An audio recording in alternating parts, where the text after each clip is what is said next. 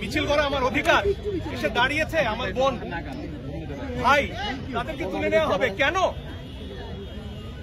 কি অধিকারে? সব কিছুর জবাব চাই আমরা, সব মনে রাখা হবে। সেটাকে জেনোসাইড বলে, ইংরেজিতে গণহত্যা বলা হয়। শুধু ছাত্র এই পরিচয়ে রাতের বেলা বাসা থেকে তুলে নেওয়া হবে, শুধু ছাত্র এর পরিচয় এখানে আসা মাত্রই তাদেরকে গ্রেফতার করা হবে, এ অন্যায়। সংযুক্ত আরব আমিরাতে আমাদের যে ভাইয়েরা গ্রেফতার হয়েছেন তাদের ব্যাপারে নাকি সরকার বলেছেন ও দেশের আইন বড় কঠিন, তাই তাদের ব্যাপারে কিছু করার নেই। তাহলে বাংলাদেশের আইন কোথায়? আমার মত প্রকাশের অধিকার কোথায়? আমার সমাবেশের অধিকার কোথায়?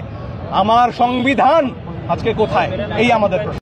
আজি রক্ত নিশি ভরে একিয়ে শুনি ওরে, মুক্তি কোলাহল বন্দি শৃঙ্খলে, কাহারা কারাবাসে মুক্তি হাসি হাসে, জুটেছে ভয় বাধা স্বাধীন হিয়া তলে, রক্ত নিশি ভরে। কল্পনা চাকমার কথা বারে বারে মনে পড়ছে। যখন পাহাড়ে অত্যাচার হয়, নিপীড়ন হয়, তখন তো আমরা চুপ ছিলাম। কল্পনা চাকমা অনেক আগে আমাদের বলেছিলেন যে এক সময় সমতলে এই নিপীড়ন নেমে আসবে।